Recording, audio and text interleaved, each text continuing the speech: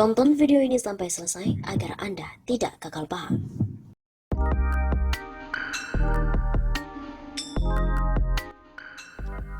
Ekonomi rakyat yang sakit kronis, tapi malah jiwasraya yang disuntik 22 triliun.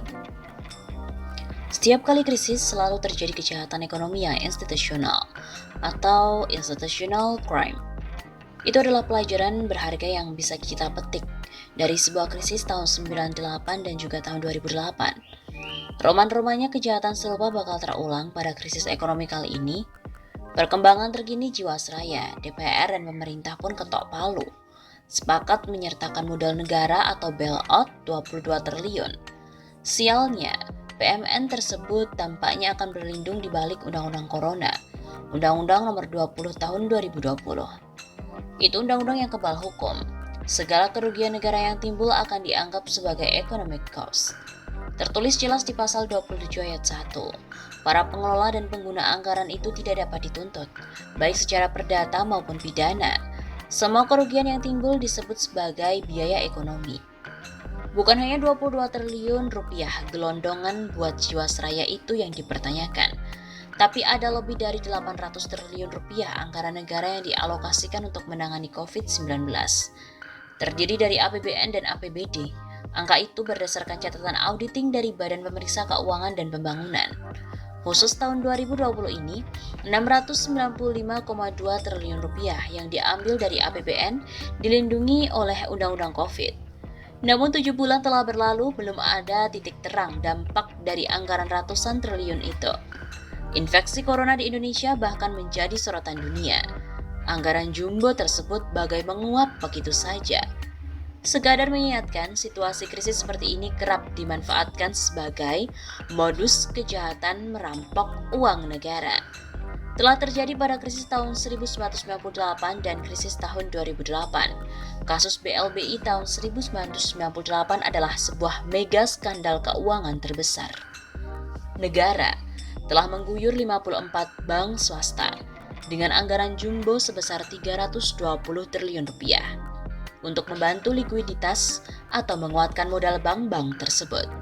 Namun begitu dapat bantuan, uangnya dibawa kabur. Tahun 2008, uang negara kembali dirampok melalui dana talangan Bank Senturi, 6,7 triliun lenyap. Modus kedua aksi perampokan itu sama, memanfaatkan institusi keuangan beralasan soal likuiditas. Sebagai pengingat, Menteri Keuangan ketika itu adalah orang yang sama dengan Menteri Keuangan saat ini. Kedua skandal keuangan negara tersebut menyeret pejabat penting, tapi orang yang paling bertanggung jawab berhasil meloloskan diri dari celah hukum. Pidana terhenti hanya pada pejabat di bawahnya. Aroma serupa naga-naganya bakal terjadi. Potensi penyelewengan terbuka, amat mencemaskan. Aturan perbankan pun dilonggarkan. Bank Indonesia baru saja menerbitkan Blade yang memungkinkan bantuan likuiditas dikucurkan dengan kualifikasi lebih ringan. Padahal kewenangan itu pernah diamputasi setelah terjadi skandal Bank Senturi. Namun kini pun dihidupkan lagi. Aturan teknis Bank Indonesia tersebut memuluskan kebijakan-kebijakan keuangan di sektor perbankan. Bank Indonesia dapat menggelontorkan bailout dengan sangat mudah. Semestinya dalam situasi darurat ekonomi seperti sekarang, aspek kehati-hatian lebih diperketat. Tapi ya begitu, mereka merasa aman. Sebab ketika nanti terjadi kesalahan, negara dirugikan, mereka dengan enteng pakai undang-undang kebal hukum. Pasal 27 Undang-Undang COVID. Ya, seperti itulah.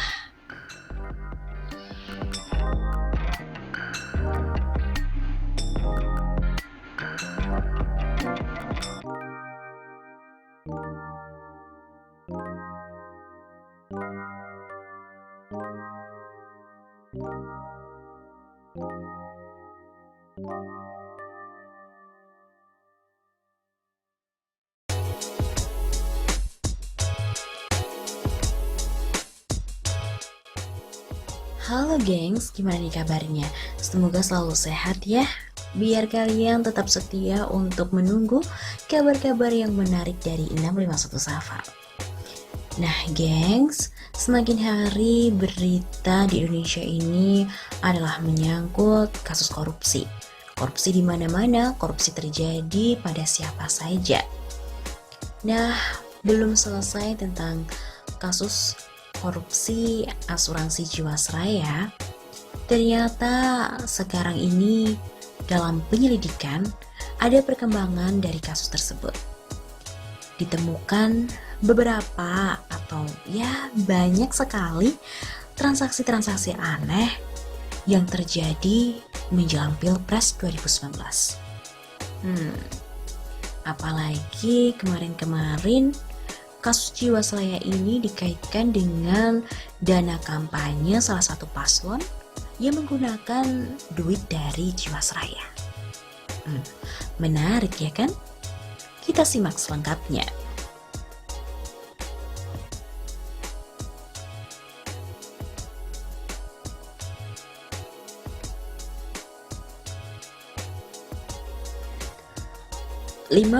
Ribu transaksi aneh dari Jiwasraya setahun menjelang Pilpres. Temuan Kejaksaan Agung terkait 55.000 transaksi aneh yang dilakukan oleh Jiwasraya di lantai bursa juga diendus oleh Ombudsman RI. Bahkan, Ombudsman melihat ribuan transaksi saham tersebut terjadi setahun jelang Pilpres 2019. Wah, ada apa nih? Kata anggota Ombudsman RI, Alamsyah Saragih, saat dihubungi oleh kantor berita politik RMOL pada hari Senin 20 Januari kemarin. Ia mengatakan bahwa telah melihat transaksi yang aneh di dalam bursa, yang kemudian kejaksaan sendiri sudah mengkonfirmnya, mengatakan bahwa ada 55.000 lebih transaksi yang telah melanggar hukum. Ngeri banget ya kan? Alamsyah juga menyebutkan bahwa kasus gagal bayar polis asuransi JS7 Plane oleh Jiwasraya disebabkan oleh manajemen keuangan perusahaan yang sangat-sangat buruk. Dan jika mengacu pada laporan OJK pada Mei 2018, yang terjadi adalah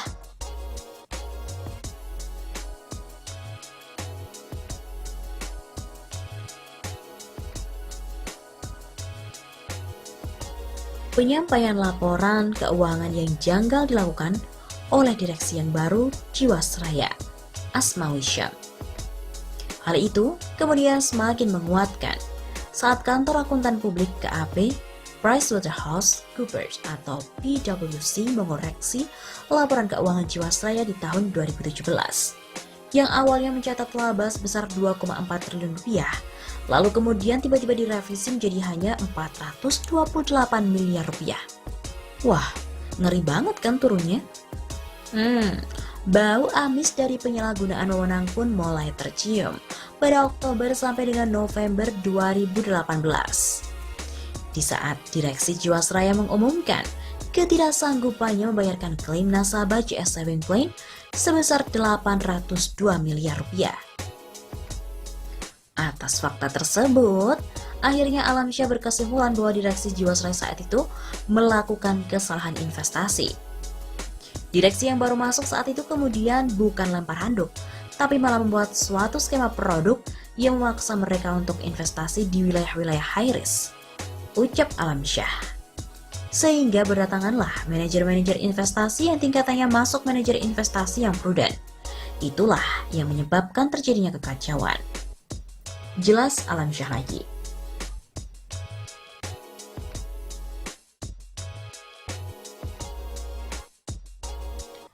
Nah, sebelum Ombudsman RI yang menemukan, ternyata Kejaksaan Agung juga telah mendalami 55.000 lebih transaksi saham aneh dari Jiwasraya ini, gengs. Jaksa Agung Sanitiar Burhanuddin menuturkan, Kejaksaan Agung ini telah menyelidiki 55.000 transaksi saham aneh dari Jiwasraya. Dan saat ditanya mengenai hal tersebut, pada hari Senin 20 Januari, Burhanuddin meminta publik untuk bersabar. Tolong gini ya, Ada 55.000 transaksi saham yang harus kami teliti. Tenaga kami sedang fokus ke situ. Untuk saksi dan lain sebagainya tolong kasih waktu. Katanya seusai rapat dengan Komisi 3 DPR RI di Jakarta. Selain itu, beredar kabar bahwa Kejagung akan memanggil Ketua OJK sebelumnya, yaitu Mulyaman Hadad di kasus Jiwasraya. Namun Jaksa Agung pun belum dapat memastikan hal tersebut. Tuturnya, dia akan melihat terlebih dahulu dan harus menyaksikan bagaimana kelanjutannya karena mereka sedang dalam pemeriksaan saksi. Siapapun yang terlibat pasti akan ditindaklanjuti. Jadi tidak perorangan siapa-siapa. Semua pun kalau terlibat akan didalami. Ia pun juga mengatakan saat ini OJK memberikan dukungan kepada Kejagung dengan menghadirkan beberapa saksi. Namun terkait pengawasan yang dilakukan oleh OJK, Kejagung pun belum dapat memberikan pernyataan.